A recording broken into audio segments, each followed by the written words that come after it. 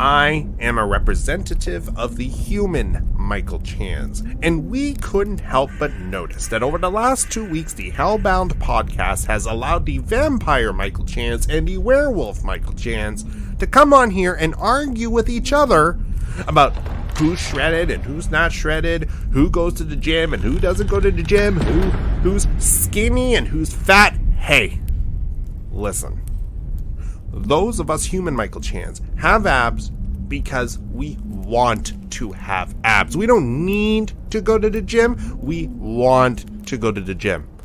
But really, what is wrong? What exactly is wrong with being round? You see, I, for one, am one of the more voluptuous Michael Chans. And let me tell you, the boys and girls love what I have to offer. You see, my curves are hot and everyone knows they don't stop when it comes to love. I'm on top, and that is what you call a mic drop. That's right, I'm better in bed than you are. Listen, at the end of the day, when it comes to defeating the prime Michael Chan, it doesn't matter how sparkly we are or how strong we are. See, where we human Michael Chans lack in superpowers, we make up for with brain power. We are going to defeat the prime Michael Chan because we are smarter than him. And besides, we're not wasting our time having some kind of monster grudge like you bitches. So mark my words, prime Michael Chan. Mark our words. We're coming for you. And there's nothing you can do about it. Hey everyone, welcome to the Hellbound, because I don't have my special microphone, podcast. I am Michael Chan from Star Trek Discovery, and I am here with the lovely... Who are you? I'm Alex Blackburn. I'm a filmmaker and producer, and I had a bit of a horror-related production day, but I'll probably not talk about that too much because I'll end up going on a massive rant, which is usually the case with me. And is it a horror story? Is it when it comes to almost everyone that was crossed my work life today was inept in terms of let's call the person Sam. This Sam was supposed to produce this huge project and has fallen short every opportunity. So anyway, I'm there to direct a project that has no foundation or anything yet. So I'm gonna have to take it into my own hands over the next few days. So all right, yeah. Anyway, let's move away from the horrors of work to the horror that we normally talk about. I would like to recommend a movie. Oh, fantastic. What is that movie? So first of all, I just want to say Jess and I started Pacific Heights, but we haven't finished, so I won't be able to talk about that today. Ooh. But a movie I do want to talk about is the 1999 movie from Japan called Audition. Have you heard of it? Have I heard of it? I love it's Takeshi Miike. Is Mikey? Miike, directed by Takashi Miike. For those of you who don't know, he's the guy who did Ichi the Killer. He, for something non-horror, he actually directed the 2012 Ace Attorney. That's the Phoenix Wright Ace Attorney video game to movie, I guess, adaptation movie. He even did like a movie that ended up on Masters of Horror called Imprint. That's back in 2006. It was on, I think it was at Stars TV. It was on TV. But this guy has like over 100 directing credits to his name. He's one of Japan's most legendary horror directors and directors in general. So, but Audition, 1999. So it's not a new movie, but I didn't watch this film until recently. I've had it recommended to me many, many times, especially when I became an actor.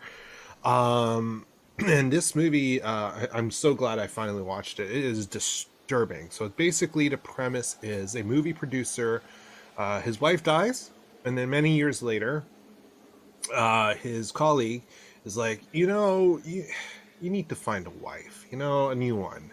So it's about time. Why don't we just make a film and hold auditions for the female lead, and from those women, we'll find you a new wife. Yeah. And it goes from there, because very, very obviously he falls for one of them. It is. And This horror film is things so ensue.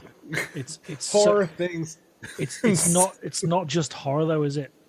It's something far beyond that. It's terror, not just for the people involved, because you don't want to spoil it. But No, I don't want to spoil it. if I ever see anyone with piano wire or cheese wire, is it cheese wire or piano wire? Isn't it? It's just, I don't know if it's piano. A garrote. It's a garrote, isn't it? Yeah, it is. And yeah, this director, Excuse I me. would say the late 90s, early 2000s, when I worked at the first cinema I worked at part time, I was introduced to this and introduced to John Woo and Zhang Yimou, and I was just introduced to a lot of kind of Asian cinema and cinema from Japan and China and Korea. And this is a series that this director is like imprinted on me in a huge way, and especially Ichi the Killer as well. Oh my god. My best friend Katisha Shah, she loves Ichi the Killer. Yeah. And yeah, like I think that's a fantastic movie. But the cool thing is, like, Miike's style is, like, I don't want to say it's chaotic. It's a little bit on the surreal side. And sometimes he just has these cuts that just makes your head kind of, you need to think about what's happening while it's happening to interpret what's going on. Yeah. But once you figure it out, it's disturbing. And it was the first, when I first saw that, what was the release date of that film? It was 99. So yeah, I saw it about 2 years after it came out. And it was around the time there was a couple of like famous fake snuff films going out, and it was like a disturbing point in my life in cinema. But yeah, Audition it's kind of very graceful in many ways, but really, really sinister as well. But Well, once it turns, excuse me, he's good. Like, it's almost sweet at the beginning. Yeah. You know? And it's not like you don't see what's coming. And he throws hints. But, like, when it turns, oh, man, does it turn. Yeah. Like, this, he knows how to do horror. And it's not just, like, it's not like jump scares or anything. Like, this is just, like, it messes with your mind. Yeah, exactly.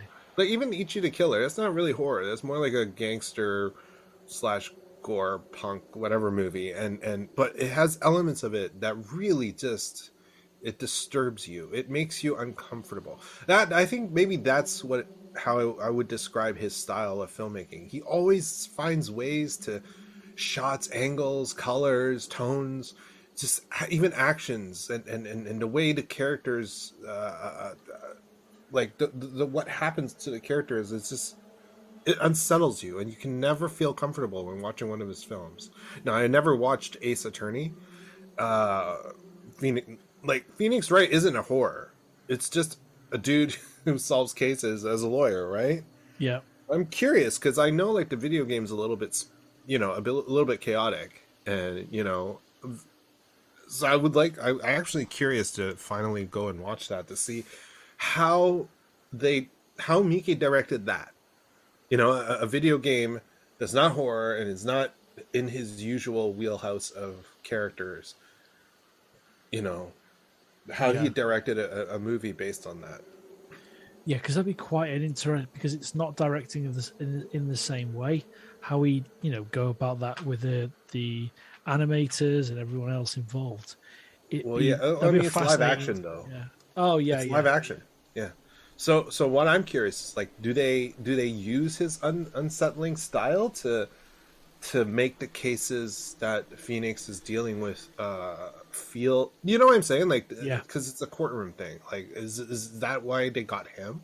Because it makes you feel uncomfortable and makes it, maybe the tension and the the urgency of Phoenix solving everything. Maybe it's why they chose him. They need that. They need that there, and then maybe, and then you have a good resolution. I don't know. I'll watch it, and maybe I'll talk about it in the future, even though it's not horror, but it's still Miike. So yeah. But yeah, Audition, guys. It's not a new movie, but if you haven't seen it, go check it out. And you know what? Just while you're at it, just add Ichi the Killer to your list. Yeah, he's a unique. It's a unique. He's a unique filmmaker in the way he makes you feel after you've seen the film, during the film. I don't think I've seen another person's work where I feel that way. And it's really unique to be able to say that about any filmmaker. Yeah, I've never felt this way with any other director. Yeah. Like, his stuff is just... How did you feel after watching that? Did you have to watch comedy after that? I mean, there's a meme going around that says you have to be a psycho if you can watch one of these things and go to bed. I went to bed. Yeah, well, that's another one of your doppelgangers. Unless I'm a doppelganger. Yeah, exactly. How do you know I'm prime Michael Chan right now? I don't. How do you know? Because this Michael Chan sitting right in front of you is talking about a really disturbing movie and saying that he's perfectly okay with it. Yeah. At some point, I can see you taking your own, like having a mask of your own face and then taking that off on the show. That's how I picture the doppelgangers revealing themselves. Mission Impossible. Yeah. Yeah, well, like, what was it? Bryan Cranston at one of these film conventions when he was promoting. Was it Better Call Saul, or it was? No, it wasn't Better Call Saul. It was when he was the bad guy in the new Total Recall, I think it was, which was horrendous. And he came on as Walter White, but it was a Walter White mask that looked exactly like him. And then he took it off, and it was the real reflection of what the model face was. So why don't I pull off mask after mask after mask, and I still look the same each time? Yeah, that would be a little bit scary. I've got something. I've finally finished watching a horror series on Netflix. Yeah. So I finished watching All of Us Are Dead. You're absolutely right. Vicky said something last night that you said straight away as part of the show, that it's, I'd say, 2 or 3 episodes too long. That's right. And there's 1 or 2 really unnecessary deaths in that show. Do I put a spoiler in? Yeah, maybe. Okay, I'm going to say yeah. One of the father figures at the end of the show, like in the tennis courts. I was just really kind of pissed off the way that was handled and mismanaged, and really disappointed, because it would have been a really different kind of dynamic. Or if they go into a second season, freshen it up with an adult kind of base character amongst the kids. And yeah, I was kind of disappointed in some ways, and it just went on for far too long. Yeah, the outside of that, like, I don't remember if I said this, but basically they start threads that they just cut. Yeah. Really abruptly. And I think they think that doing that will elicit certain emotions in their audience that they're looking for, but it's not. Yeah. I found it to be excessive and annoying. Not that you shouldn't watch it. Like, it's a good series. It's a fantastic series. And like every series, there's always going to be flaws, and this is one of them. And I found that a lot of the Japanese and South Korean horror series that my wife and I have been watching tend to do this. They give you a load of characters. Some of them are obviously fodder, right? They're gonna die. Yeah. And honestly, I don't like that. I don't like fodder. I like, if you're gonna have a character there, give us enough for us to actually either root for them or spend the entire time wanting them to die. Yeah. And then do something about it.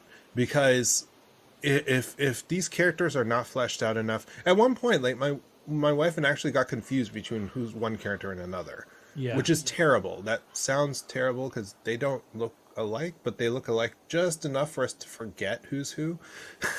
Yeah, I was getting the jock-based boyfriend kind of lead, and the young lad, one of the other classmates that was being targeted by the others, the zombie. Right. Yes. You know, I was getting those two confused a little bit, but apart from that, it was relatively clear. And I was really happy that at the end of the show that they shed their classroom uniforms, because I was like, right, let's just put them in other costumes now. I need this freshening up, and it was, I was really. You get what I mean, right? Like when you don't flesh out characters enough, some of them end up feeling the same, and then you kind of forget. And because the focus is obviously on the main character, sometimes you forget if they don't really come back to the other ones who are fodder. When they don't come back, like they don't talk about them or do much with them for a while, you kind of start forgetting. And then one of them dies, and you're like, "Wait, which one was that? Oh, right, okay. That's that one with this issue that they mentioned 3 episodes ago." Yeah, or like when they're going to cross the sports hall, and they have the cages, and they have the argument about should we make it tall? Oh my god! Or they might climb over, or should we make it a box? That whole thing was stupid. Yeah, and plus it's it just felt really dumb. The idea was dumb anyway. It was so obvious who was going to die out of that group. It was so clear, so clear. And the most frustrating one that some of the people survived for too long, like the girl who infected the young lad in the sound room, the sound recording booth. Or her, and she was in that room with all the food and everything. And I like the idea she could have been, redeemed by sharing some of that if she'd have walked into the music room instead of staying in the storage closet. And then she just lingered for far too long, and then they just killed her off. But again, these are just the criticisms. The positives of the show far outweigh the negatives. Yeah. And it is definitely a recommended series to check out. And I think I said this last time. Hats off to the actors, stunt coordinators, the performers, because what they did with their bodies to have this convincing style of zombie was second to none. It was absolutely breathtaking. Scream 6 is going to be next year. I did not know that. It just got confirmed yesterday. Okay. Paramount have greenlit a new sequel. I am excited. This will be the shortest gap between Scream films ever. I don't want to spoil the Scream 5, so I'm really excited. I'm hoping they continue with the new characters, but how many more people are going to... This town, man, everyone should just leave. Just leave, guys. Now, would property prices be low or high in that town? Honestly, I think it should be low, but who knows? Yeah, get some crazies that are like obsessed. That want to live in a town where Ghostface exists. Yeah. Could continually come back because it seems kids just go crazy in this town. Yeah. Which is ridiculous. But I still love the series. Absolutely love it. And I've got a recommendation. Ooh, yes. You may have already seen this, I'm not sure. But it's a Netflix original with Sarah Paulson. And it's called Run. And it's about a mother who takes care, or in inverted commas, takes care of her daughter who's bedbound and can only use a wheelchair. And she's not allowed to leave the house. But I'd highly recommend a film called Run. Sarah Paulson, a fantastic turn in the film. It reminded me of Misery in many ways. But yeah, very, very dark and sinister film. And I don't want to say too much about it, but it's about a mother who's looking after her daughter. And that's all I really want to say about that. But yeah, I highly recommend Run with Sarah Paulson and Kira Allen. And there's a fact on Netflix's website. It says Sarah Paulson co-stars with Kira Allen, who's the first wheelchair user to lead a major thriller since 1948. Wow, I didn't know that. That's amazing. I didn't know. Okay, that's brilliant. All right, that's how it should be. Absolutely. Yeah, absolutely. I am so wrapped up in new baby world that I'm not on top of what's coming. So I'm finding out my news through you, each Yeah. week while we're recording, which is fun. I'd like to mention a non-horror film that I watched at the weekend, or myself and my wife watched, and it was called Turning Red on Netflix. Yay, no, you sorry, finally Disney watched Plus. it. Disney Plus, yeah. I connected with that more than any other Disney film in years, and it gave me real insight into a culture I didn't know a huge amount about, and a belief system, and the animation, and I think it's one of the best originals by Disney Plus for a while, and I actually preferred it to Encanto. Is it Encanto? Mm-hmm. So I actually like this a lot more.